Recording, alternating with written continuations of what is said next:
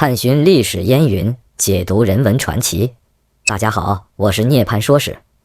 在我们的古代军事史中，长槊与长枪常常被视作冷兵器时代最具代表性的两类长柄兵器，但在许多历史叙述乃至影视小说中，这两种兵器的名称和功能却频频混用，甚至被视作同一种武器的不同叫法。但是实际上，从战国秦汉到明清，随着战术变革、兵种演化和社会结构的变化，长槊与长枪早已各自演变出鲜明而互异的专业属性。长槊之名最早见于先秦金文和左传、国语等史籍，其作为长矛一类的特种重型兵器，为贵族骑士冲阵专用。到东汉末年，刘熙在《市民士兵》中明确记述：矛长丈8约槊，马上所执也。这一标准在唐代依然被官方军械制度《唐6典武库令》所承认，将丈8为界，专指骑兵重刺兵器。也正因如此，槊常常是与骑兵、门阀贵族、单骑破敌等叙述连结在一起，成为中国古代重装骑兵的标志。相比之下，枪自出现则较晚，魏晋南北朝时期才逐渐在兵书中独立出来。早期文献中，枪往往被视为部族或轻骑所用之长柄刺杀兵器，其长度、重量和制作标准都与槊大不相同。唐宋以后，枪才成为步兵的主力装备，并由此发展出了丰富的技法和工艺体系，普及于军旅与民间。如果说兵器是时代战争观的缩影，那么槊与枪的形制工艺正是中国古代冷兵器技术与战术进化的样本。槊的最显著特征在于其剑形长刃，重杆长体。出土的两汉、南北朝及隋唐马槊无一不是大体沉重，刃如短剑，刃长可达50厘米甚至更长，双面开刃，中脊厚重，便于劈砍与刺穿甲胄。马槊的杆体更为壮硕，长度一般为丈8约 4.2 米以上，有的甚至达到2丈4尺约5至6米，实际重量可高达10余公斤，远超步兵长枪。如此巨物必须选用极坚韧的柘木、桑木等材料制作，制作流程也极其繁琐，取上等木料劈面、油浸、反复胶合、缠麻漆裹，以防蛀裂，然后由专人反复悬吊调校齿痕，以保平直。史料记载，有时耗时3年方能制成一柄良槊，成品率极低，所以基本是贵族重骑的专属装备。而长枪则是在工艺上追求轻捷与弹性。步兵用枪多为叶形或菱形枪头，长度通常不超过30厘米，封闭但不厚重，主要功能在于快速连续刺杀。它的枪杆多选取松木、杉木、榆木、竹木等，既讲究韧性，也强调易于批量生产。尤其到了明清时期，击竹木壁级术，也就是以多层竹木胶合辅以麻布漆裹的这么一种技术，在当时被大规模的推广。这样生产出来的枪不但重量适重2至3公斤，而且韧性十足，可以在阵战中大量消耗，便于后勤补充。同样，这二者之间还有结构上的另一差异，那就是在于留情节和枪缨。马槊的设计，它是为了防止冲刺过深难以拔出，所以工匠在设计制造时，常在刃与杆的连接处设有一个留情节，也叫环尖凸尖，甚至在尾部还装有铁质尊，用于2次攻击或定杆。但是枪则更注重战场识别与实用性，枪头下多系红缨，可阻止血不流至柄部，亦为军阵中的识别标志。后世则逐渐演化为了一种象征性的装饰。所以这样的分工其实也进一步地体现了二者用途和身份上的差异。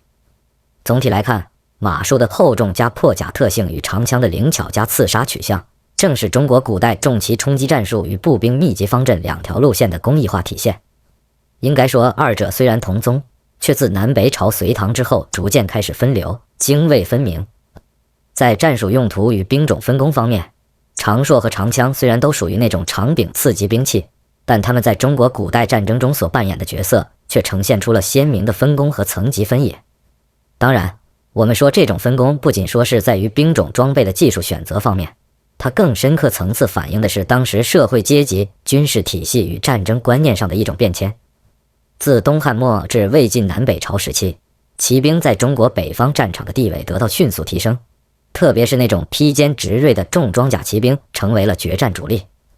正是在这一时代，长槊作为马槊被广泛装备于重骑兵。历史记载中，大量出现夹槊冲锋，也就是骑兵腋下夹住一支丈8长槊，利用冲锋的惯性，全力刺入敌军阵列或敌方骑兵，抵求一击必杀。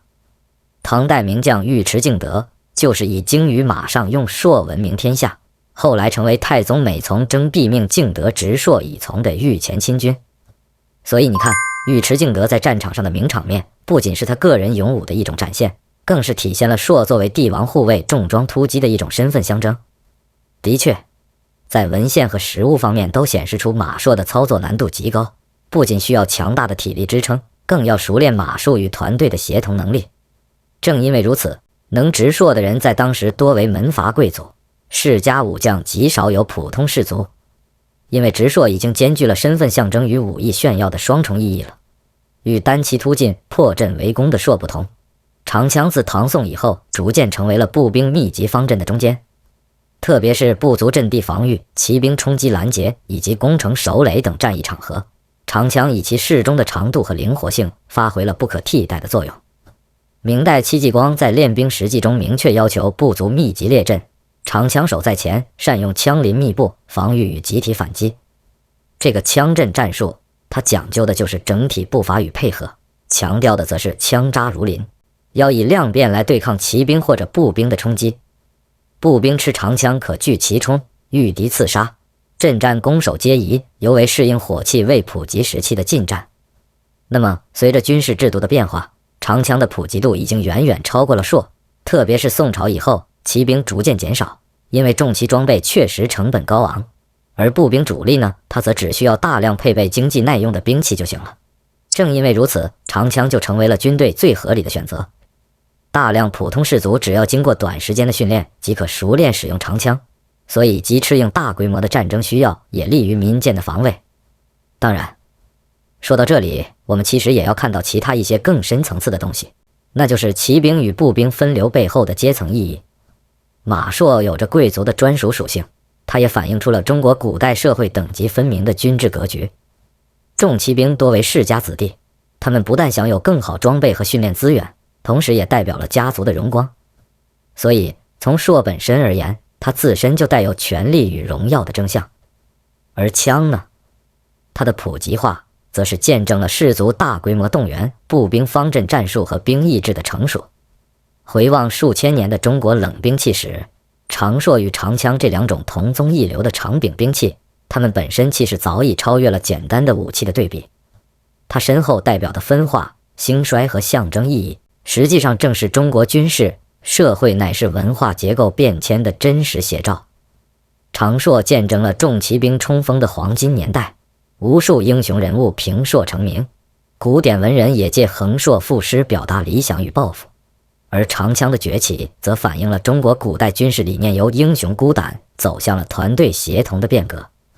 即便是火器带来了冷兵器时代的终结，今天我们依然能看到长枪在武术、庙会、民俗中绵延不绝，成为守护与团结的文化符号。